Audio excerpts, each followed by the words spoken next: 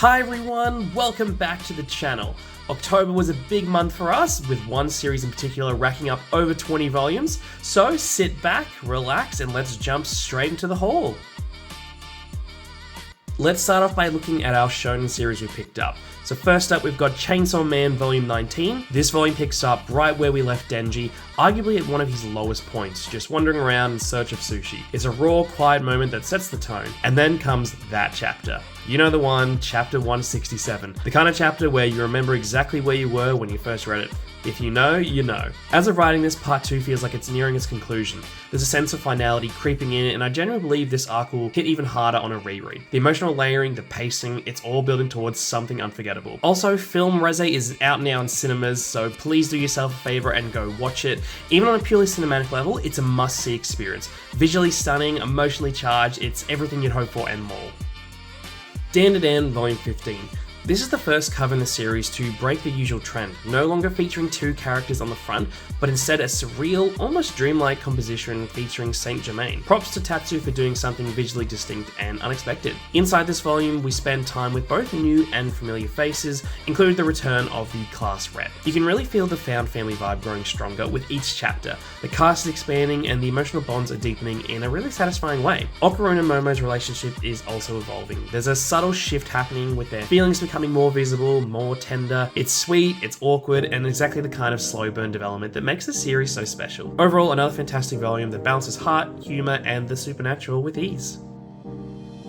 Next up, we have the final volume of My Hero Academia, and it's going down as one of my all-time favorites. I'm genuinely grateful that Horikoshi was given the space to end the story on his own terms. Not only that, but the physical release includes one last bonus chapter, adding a quiet, emotional punctuation mark to the end of the journey. It's rare to see a shonen series given the breathing room to wrap up so thoughtfully. No rushed endings, no dangling threads, just a satisfying, well-earned conclusion that leaves you feeling fulfilled. I won't dive too much into the contents of this volume just yet, as I'm working on a longer video, but if you follow the story this far, this volume is a must-have for your collection.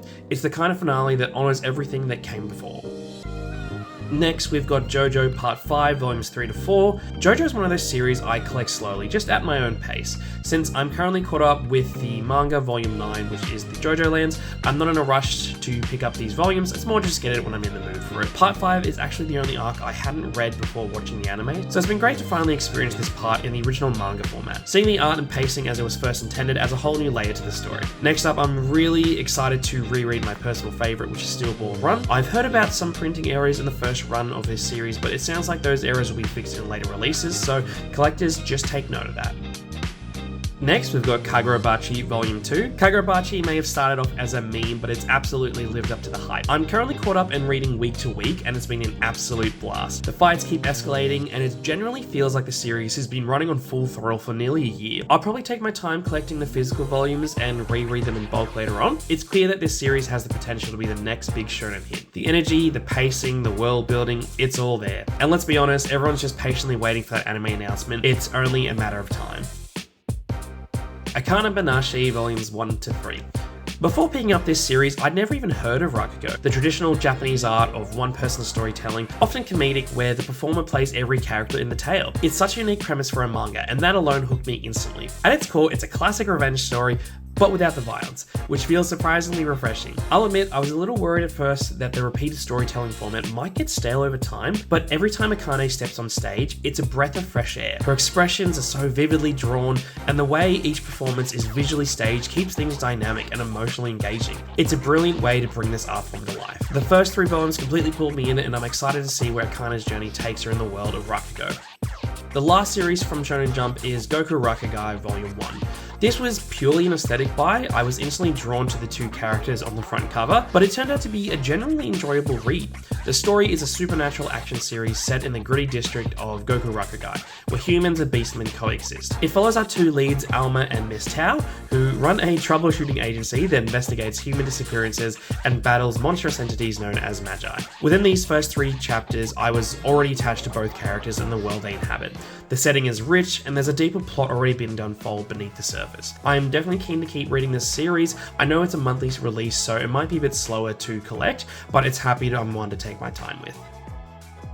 Next up is going to be the shoujo series that we've been collecting. We've got Yona of the Dawn volumes 14 to 35. This was a big haul and not entirely mine.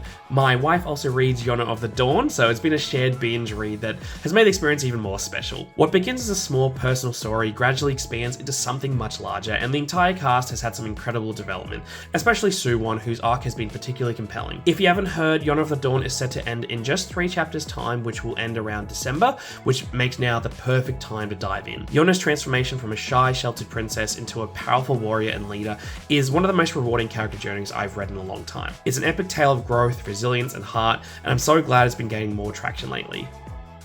Nina of the Starry Bride, this is another one that my wife has picked up. It follows Nina, an orphan with a striking lapis lazuli eyes, who's living in the streets until she's suddenly abducted and forced to impersonate a recently deceased princess, someone she bears an uncanny resemblance to. Now Nina must learn to navigate the royal lifestyle while also grappling with unexpected feelings from potential love interest. I really enjoyed the mystery woven into her situation. I've always been drawn to court dramas and stories where characters have to hide their true identities to survive or fit in, and this one delivers in such a charming way. The first volume was cute, intriguing, and full of expressive moments, and I'm definitely keen to keep reading this one. Moving on to everything else I've been collecting. First up, we've got Smoking Behind the Supermarket with You, Volume 2. Continuing its slow burn romance, this series is fun, cheeky, and such a cozy read. While smoking isn't something I'd personally pick up, the story creates this laid-back vibe, 2 people hanging out behind a shop, exchanging playful banter and tongue-in-cheek moments that feels effortlessly charming. You can really start to see the relationship developing on both sides now, with a bit more backstory revealed for each character. It's subtle, heartfelt, and keeps you invested without rushing anything. Every time I finish a volume, I immediately want to pick up the next one. It's a kind of series that's quietly addicting and full of warmth. Next up, we've got Demons of the Shadow Realm Volume 3.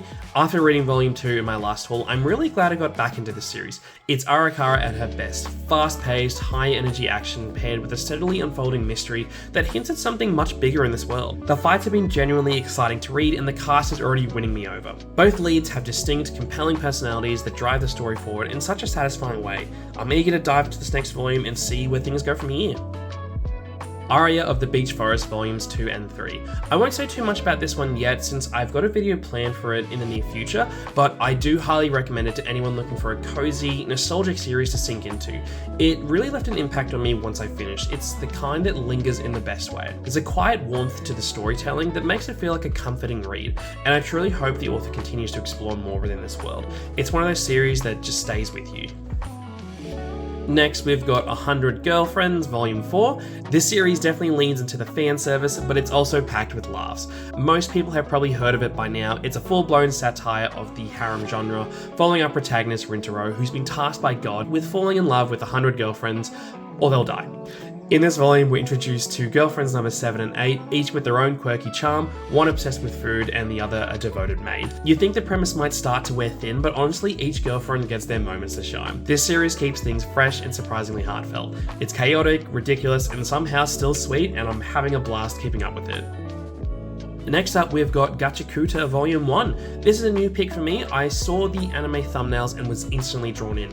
I'm a big fan of the street punk art aesthetic, and this series delivers that in spades. The premise is incredibly strong. Rudo lives in a society divided by nobles and the poor, spending his days rummaging through trash to give discarded objects a second chance at life. After being framed for a murder, he's cast down into the pit, a grim, chaotic wasteland where monsters and outlaws rule. With a new awakened power, Rudo sets his sights on climbing back to the surface to seek revenge on those who betrayed him. The art is a standout feature here, dark, thick lines and gritty street-inspired style that makes everything feel raw and alive. I love how grimy and textured the world looks. The power system is shaping up to be really unique, and I'm really excited to keep reading. If you're into bold, high-energy series with a strong visual identity, I definitely recommend picking this one up. And finally, I picked up this slice of life rom-com series, Insomniacs After School Volume 1. The story follows 2 teenagers who suffer from insomnia and stumble upon an abandoned observatory once used by the astronomy club. I haven't read through it yet, but I was really drawn to the slow-paced, gentle vibe it gives off. There's something so endearing about the starry-eyed connection between these 2 characters as they search for a place where they truly belong. The quiet stillness of the night adds a layer of an intimacy that feels incredibly calming. I'll keep everyone updated as I read more, but this one definitely feels like it could be a hidden gem. And that's a wrap on our October haul. Definitely picked up quite a few volumes this time, but honestly, manga feels like it's been in such a great place right now, with so many amazing series gaining traction and getting the recognition they deserve. Let me know down below if there's anything you picked up recently. I'd love to hear what's on your shelf. Thanks for watching, and I'll catch you in the next one.